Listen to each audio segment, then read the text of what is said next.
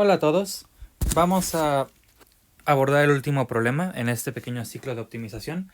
Es un problema ligeramente clásico, bastante habitual de analizar, pero de hecho lo más normal es estudiarlo sin la herramienta de derivada. Claro que como es el tema, vamos a ver primero cómo lo optimizaríamos a través de argumentos diferenciales y después veremos lo que sería la solución más clásica. El problema dice lo siguiente. Normalmente se plantea de la siguiente manera. Se tienen dos puntos localizados a distintas distancias de un río y la persona que parte del punto A necesita primero pasar al río a llenar una cubeta y después llegar a B. Entonces la pregunta es ¿a qué punto del río, que naturalmente debería estar como que contemplado entre los pies de altura de cada uno de los segmentos generados perpendiculares al río, a qué punto P de este segmento debe pasar para que se minimice la distancia que dicha persona recorre? Entonces nada más requiere estar un momento en el río y partir inmediatamente al otro punto. ¿Cuál de todos estos le ofrece una ventaja en distancia? Esa es la pregunta. Otra vez, escrita así puede ser un poco complicado porque las únicas cantidades que tenemos conocidas son la distancia de cada punto al río y la longitud del río. Eso es lo único con lo que partimos en este problema. Vamos a agregar entonces algunas cantidades adicionales que nos permitan escribir esto en términos de una variable que es la que dejamos a elección del observador. Y esta variable tiene muchas formas de tomarse, todas son equivalentes, porque una podría ser decidir cuánto ve del río la persona que recorre, o sea, como que esta cantidad de acá abajo sea X. Otra opción sería, por ejemplo, la complementaria, que esta sea X. Otra un poquito más razonable o quizás más fácil de estudiar como observador es el ángulo que hace el recorrido del observador con respecto de la perpendicular al río. Pero para fines geométricos y que nos facilitan un poco el cálculo más adelante, vamos a elegir a la variable como este ángulo de aquí. Porque elegir este ángulo tiene una consecuencia muy interesante más adelante. Así que mi diagrama extendido va a quedar de la siguiente manera. Tengo una cantidad B que separo en dos cachos, una B1 y una B menos B1. Mis recorridos son dos, antes del río y después del río, a eso les llamo C1 y C2. Y, bueno, aquí falló un poco el punto, pero lo que yo voy a considerar es este Z, que es el ángulo de incidencia con el que yo llego al río como mi variable de control, como mi variable independiente. Voy a aprovechar para nombrar el otro ángulo, el ángulo de salida con el que yo voy hacia el punto B como Z', pero por este momento no lo voy a considerar, no lo voy a estudiar en mi análisis, lo voy a recordar más adelante. Así que ya tengo Z, ya nombré algunas cantidades convenientes y lo que yo debo hacer es poner todo mi problema en términos de Z para que esté bien definido. Comenzamos. Un par de observaciones trigonométricas nos dicen que en el primer triángulo, como yo he nombrado las cantidades, necesito algo que me relacione Z con C1 y yo tengo A1 como una constante en el problema, como una constante dada, entonces A1 es cateto opuesto, C1 es esta hipotenusa, entonces A1 sobre C1 es seno, por lo tanto C1 es A1 cosecante de Z.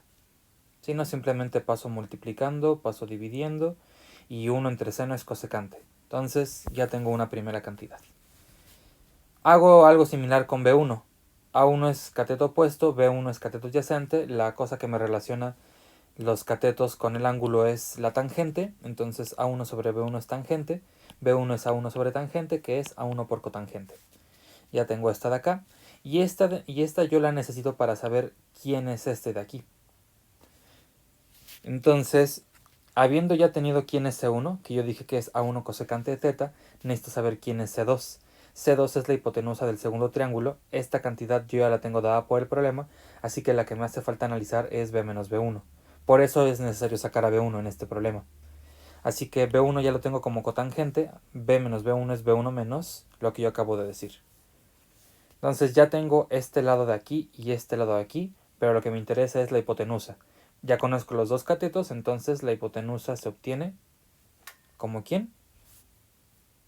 Pues como Teorema de Pitágoras. La hipotenusa al cuadrado es la suma de los cuadrados de los catetos. Entonces C2 es este término racional, bueno, radical de aquí. Por lo tanto, dz es C1 más C2, que ya los obtuve como A1 cosecante de z más raíz cuadrada de A2 al cuadrado más B1 menos A1 cotangente al cuadrado. Todo esto va a ser la función que yo voy a analizar. Aquí vale la pena observar que si yo hubiera elegido a B1 como mi variable, entonces de alguna forma estos cálculos se simplifican un poco, pero no me salvaría de tener un término trigonométrico acá. Entonces, ese es quizás uno de los puntos.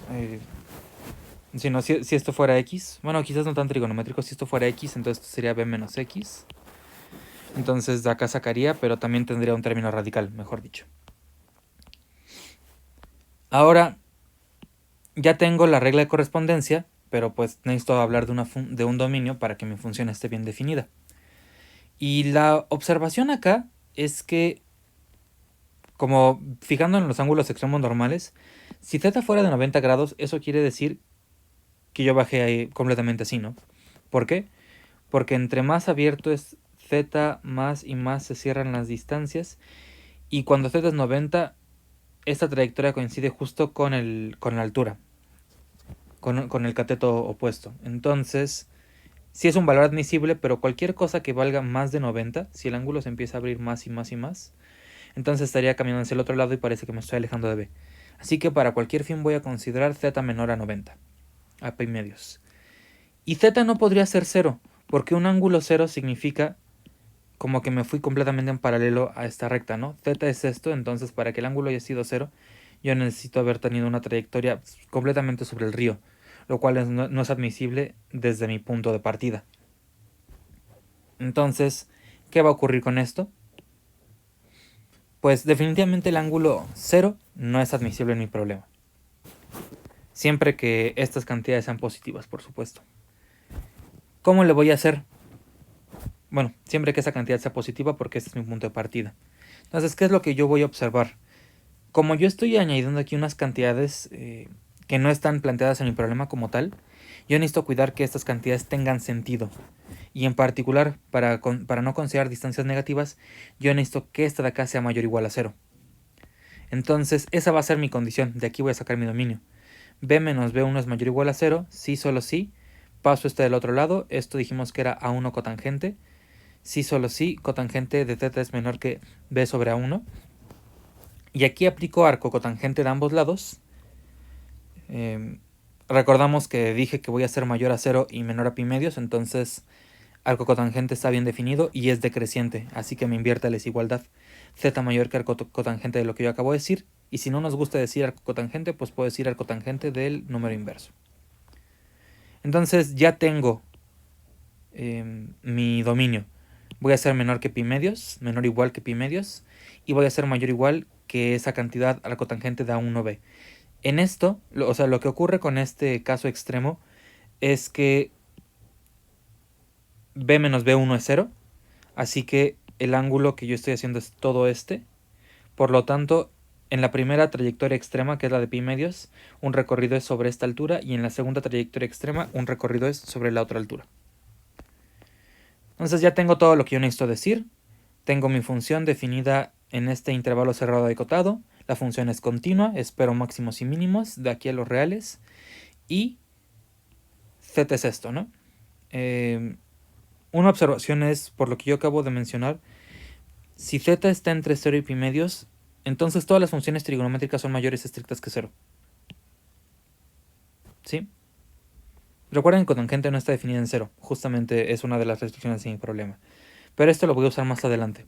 Se nota, ¿no? Porque ya empiezo a hablar de raíces, entonces necesito garantizar términos de positividad.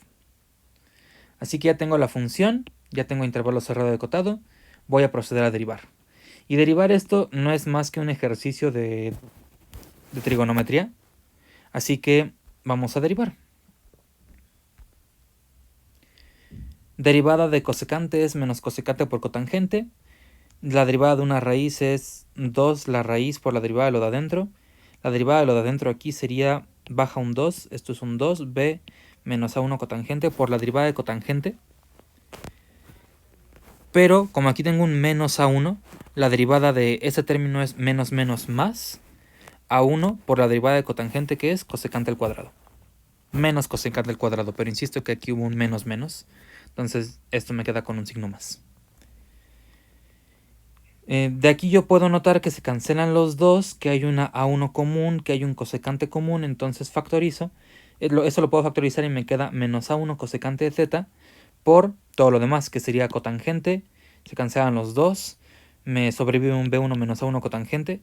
No es un b1, es solo una b. Por un cosecante que me queda acá, este es importante, sobre la raíz. Y como estoy buscando puntos críticos, eso lo igualo a 0. Entonces, eso es equivalente a que esto se iguala a esto. ¿Por qué? Cosecante es un inverso multiplicativo, entonces este de acá jamás puede ser 0 y estoy suponiendo que a es positiva. Entonces esto es equivalente a que cotangente se iguala a todo este término y empieza el momento para despejar. ¿Qué voy a hacer para el despeje? Pues aguantar la cuenta intensa, paso la raíz multiplicando del otro lado. Esto es equivalente a que yo eleva el cuadrado de ambos lados, ojo con esto, porque todos los términos aquí son positivos. Esto es positivo porque z está entre 0 y pi medios, esto es una raíz, lo de adentro es una suma de cuadrados, es positivo. Cosecante es positivo porque estoy entre 0 y pi medios, y esta cantidad es positiva porque yo así lo pedí en mi dominio. Justamente esto es b menos b1, entonces esta es la razón por la que yo justifiqué mi dominio, como lo justifiqué. Entonces si es una equivalencia, se cancela la raíz, tengo varias cosas al cuadrado, y lo que yo observo en este problema es que tengo, si yo distribuyo esto, si yo distribuyo el cotangente cuadrado en estos dos sumandos, este término de acá es común con ese término de acá. Este con su coeficiente cotangente y este con su coeficiente cosecante. Entonces paso este del otro lado. Del primer lado, del lado izquierdo nada más me queda a cuadrada cotangente cuadrado, que son estos dos. Y del otro lado, multiplicando a b menos a1 cotangente al cuadrado, tengo cosecante cuadrada menos cotangente cuadrada, que es este término en azul. Y lo bonito de esta historia es que yo puedo simplificar esto, es una de las identidades pitagóricas que estudiamos normalmente. Igual y si no se recuerdan, siempre pueden sustituir, esto es 1 sobre seno, esto es coseno sobre seno, entonces los restan y van a llegar a que esto les da 1, por identidades pitagóricas. Así que tengo que todo esto es equivalente a que a2 al cuadrado cotangente cuadrada sea igual a b menos a1 cotangente de z al cuadrado. Esto es equivalente, otra vez, como todos los términos aquí sin sus cuadrados son no negativos, puedo sacar raíz cuadrada y se hace equivalente. Entonces, esto es cierto sí, solo si a2 cotangente de z es b menos a1 cotangente de z. Noto que tengo términos comunes cotangente y cotangente, entonces paso este sumando, tengo a1 más a2 cotangente igual a b.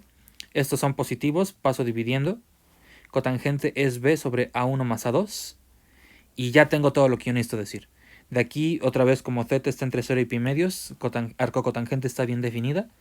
Así que z la puedo encontrar como arco cotangente de b sobre a1 más a2, que es lo mismo, si no nos gusta decir arco cotangente, pues arco tangente de a1 más a2 sobre b. Ya encontré mi punto crítico. Y solo fue uno, entonces esto va a ser muy interesante. Observación. b sobre a1 más a2 es menor que b sobre a1. ¿Por qué yo necesito esto? Bueno, ¿por qué esto me va a importar? Primero, esto es válido justamente porque estos son positivos, así que estoy aquí dividiendo entre algo más grande. Sí tiene sentido hablar de esta desigualdad. Y cuando yo aplico arco cotangente se invierte, porque ya dijimos que arco cotangente es una función decreciente en este intervalo. ¿Por qué me importa decir esto? Por la condición de mi dominio. El punto que yo debo encontrar debe ser parte del dominio. Entonces, yo necesito verificar que el punto crítico que yo encontré es mayor que mi extremo inferior, ¿no? Va a ser menor que mi extremo superior. ¿Eso por qué? Eso no lo anoté acá. Porque recordemos que para eso yo necesitaría ver que arco cotangente de b sobre a1 más a2 es mayor. No, este va a ser menor que arco cotangente de pi medios. Ahora,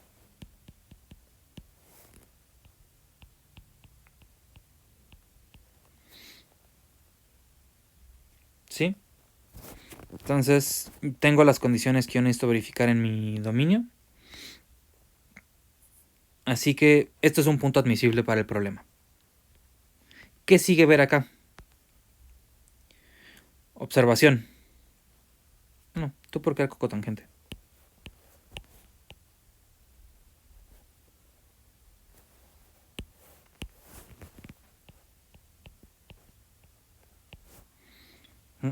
Ah, sí, esto es cierto, sí, solo sí. B sobre A1 más A2, aplico cotangente de ambos lados, se invierte la desigualdad porque es decreciente. Esto es mayor que cotangente de pi medios. Esto es 0. Entonces por eso se da la segunda desigualdad. ¿Vale? Ok, entonces aquí hay una observación que yo no estoy demostrando, pero que ustedes pueden verificar con toda calma. Vamos a explicar de dónde sale esta. La observación es que yo necesito garantizar que este punto crítico en verdad se trata de un mínimo, porque si no, yo no estaría diciendo nada, solo es un punto crítico. Ni siquiera sé que sea un extremo. Entonces, tengo dos alternativas. O con paciencia yo saco segunda derivada, evalúo y concluyo que se trata de un mínimo, o sea que la segunda derivada es positiva en el punto crítico, o yo garantizo que la función es decreciente antes y creciente después.